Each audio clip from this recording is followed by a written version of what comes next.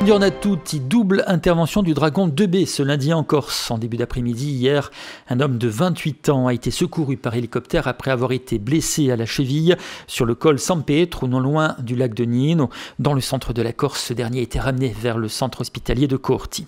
Et puis l'hélicoptère est ensuite intervenu à San Martino un peu plus tard. En effet, une femme s'était perdue et s'était trouvée dans un état d'épuisement. Cette dernière a également été prise en charge. Intervention des sapeurs-pompiers du centre d'incendie et de secours de Bonivaggio dans le sud de la Corse. Cette fois, c'était hier toujours, afin de porter secours à un chien qui était tombé dans un puits de 8 mètres de profondeur.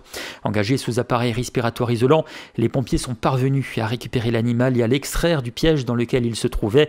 Selon les sapeurs-pompiers, le chien ne souffre d'aucune blessure et serait même en pleine forme. La grève s'approche du côté de la Méridionale qui a déposé un préavis pour ce 21 juin. Il se l'appelle des syndicats CGT, STC, CFTC ainsi que la CFE et la CGC des officiers. Au cœur du problème, l'appel d'offres pour la future desserte transitoire de la Corse. La Méridionale, après avoir été écartée des ports d'Ajaccio et de l'Isola, s'est également vu éloigner celui de Bastille. Le rapport allant dans ce sens devrait être présenté à l'Assemblée de Corse lors de la prochaine session. La compagnie est toujours en course pour la desserte des deux ports secondaires, à savoir Propia et Portivetto, mais la perte des ports principaux inquiète fermement les syndicats qui reprochent à leur direction d'avoir fait les mauvais choix en ce qui concerne la Corse. Ce samedi, le collectif Patriotti s'est mobilisé suite au pourvoi en cassation infructueux de Félix Benedetti, qui a vu sa condamnation à 5 ans de prison ferme pour détention d'armes confirmée, ce qui signifie qu'il pourrait devoir retourner derrière les barreaux dans les semaines ou les mois qui viennent. Si celui-ci va se pourvoir devant la Cour européenne des droits de l'homme, le collectif Patriotti dénonce un nouveau traitement d'exception à replacer dans un contexte politique global.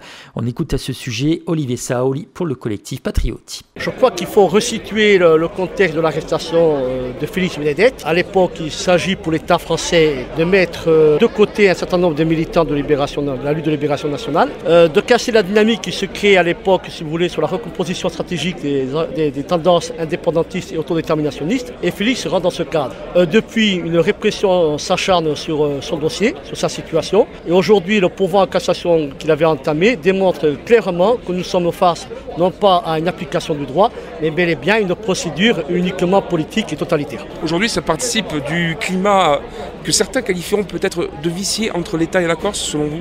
Je pense qu'il y a une volonté délibérée justement d'entretenir un certain nombre de climats propices, je dirais, à différentes provocations que nous avons connues dans le passé. Nous nous y opposons notre détermination patriotique avec un discours très clair. Nous n'avons qu'un seul ennemi, c'est l'État français. Et vous avez dit très clairement que vous ferez tout pour que Félix Benedetti ne retourne pas en prison, c'est ça? Et c'est le sens de notre engagement patriotique. Nous sommes des militants de la lutte de libération nationale, nous sommes des militants anticolonialistes. Il n'est pas question pour nous d'accepter que Félix Benedetti, qu'il a clairement signifié, expliqué, a payé sa peine, retourne de nouveau en prison. Je pense que l'État pour la Corse n'a toujours pas pris la dimension du problème, qui refuse de s'engager dans un processus de solution politique. Je fais référence pour dernier symbole au discours de M. Macron, qui nous accuse de prophéticide. Ce qui veut dire clairement qu'aujourd'hui, son objectif, c'est de démultiplier les petites provocations, les petites pressions, visant à déstabiliser, je dirais, le mouvement national, en sachant que le mouvement national corse est la première force politique de l'île. Ce à quoi il faut faire attention et justement y opposer une détermination unie et renforcée. Hier a été inauguré le nouveau centre médico-psychologique pour les adolescents à 2 pas de l'hôpital de Bastille, dédié à la prise en charge des 12-18 ans jusque la prise en charge dans le même lieu que les enfants. Une évolution importante car avoir un lieu dédié à la prise en charge des adolescents va permettre une amélioration de celle-ci avec comme intérêt le fait de bien montrer à ces adolescents qu'ils sont différenciés des enfants qu'ils pouvaient côtoyer jusque-là. Une centaine d'adolescents est déjà prise en charge, l'équipe de ce centre médico-psychologique pouvant accueillir jusqu'à 200 adolescents.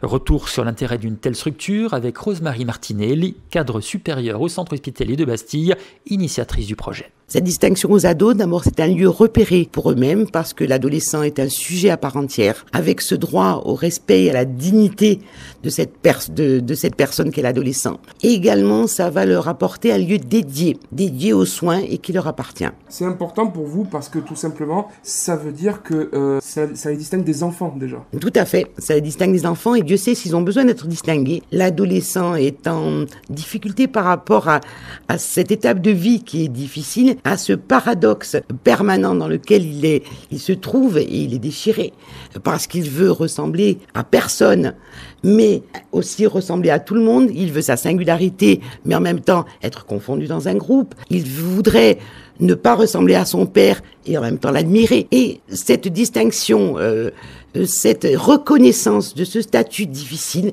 et cet accompagnement, il en a le droit. C'est à travers des centres pareils qu'on peut les accompagner au mieux, me semble-t-il. Hier après-midi, en fin d'après-midi, même un hommage a été rendu aux résistants André Giusti et Jules Mondoloni. Ce dernier s'est déroulé sur le cours Napoléon à Ajaccio face à leur plaque commémorative. Plusieurs élus de la majorité municipale ajaxienne étaient présents, comme le premier adjoint au maire, Stéphane Sbradja, mais également Pierre Pugliesi.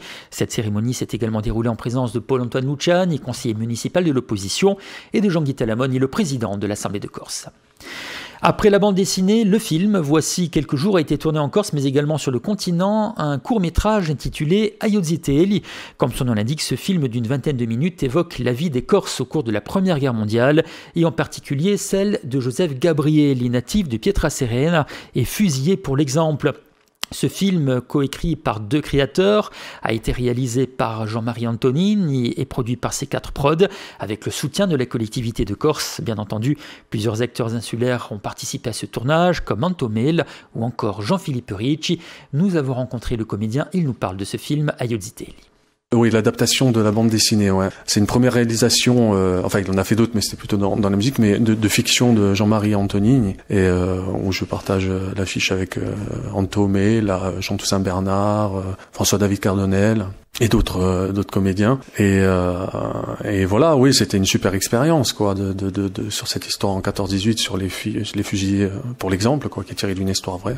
Après, je veux pas trop spoiler l'histoire, hein, mais c'était une très très belle aventure, et je pense qu'on a fait vraiment quelque chose de bien. Et là, dernièrement, on était à Dreux, dans les tranchées, quoi, voilà, et c'était une très très très très belle expérience. Le court-métrage, c'est une expérience particulière aussi. C'est une expérience particulière, oui, de raconter une histoire en un laps de temps vraiment restreint, quoi, hein, dans une 20aine de minutes, mais c'est des choses que j'aime faire aussi, parce que c'est souvent des jeunes réals qui sont brillants, comme Rinat ou Frassat ou quoi, avec qui j'ai fait ces 2 moyens métrages, quoi, les 2 premiers, et ce sont les réals de demain, quoi. Donc du coup c'est très très important, ouais. Et puis mine de rien, en y réfléchissant, je trouve que les courts et les moyens métrages m'ont offert peut-être même les plus beaux rôles, quoi, qui soient, enfin que j'ai fait par rapport au long et à la télé, je trouve. Il s'agissait de Jean-Philippe Ricci. Et puis c'est ce mardi que les joueurs professionnels de l'AC Ajaccio reprennent le chemin de l'entraînement en vue de préparer la saison prochaine en Ligue 2. Il s'agira d'une première prise de contact entre le coach Olivier Pantalone et son effectif, même si de nombreux mouvements devraient avoir lieu dans les prochains jours. Certaines sources parlent d'un départ de Yann Boykan au Mans et de Riyad Nouri dans un club de première division en Algérie. Bernard Casoni, le coach de Mouloudia, n'a pas caché son intention de s'attacher les services de l'attaquant dans l'ACA dans une interview. Foot Mercato évoque de son côté les insistance de Bordeaux pour recruter Matteo Tramoni. Néanmoins, le jeune international U19 est sous contrat avec le club acéiste.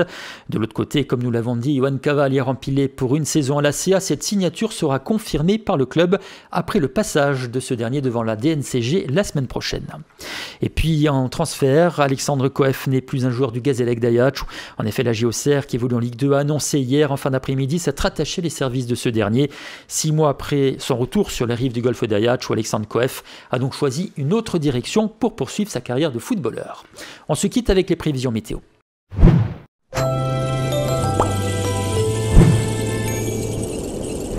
Nous sommes aujourd'hui le mardi 18 juin 2019 avec du beau temps aujourd'hui, même s'il y a encore quelques nuages côtiers sur les 2 façades maritimes, mais ces nuages se dissipent rapidement en début de matinée, puis ensuite il y aura un franc soleil sur l'ensemble de la Corse avec un air limpide en montagne, quelques rares cirrus dans le ciel, et puis quelques nuages peut-être sur les crêtes cet après-midi, mais un très risque d'averse essentiellement sur le Monte Cinto.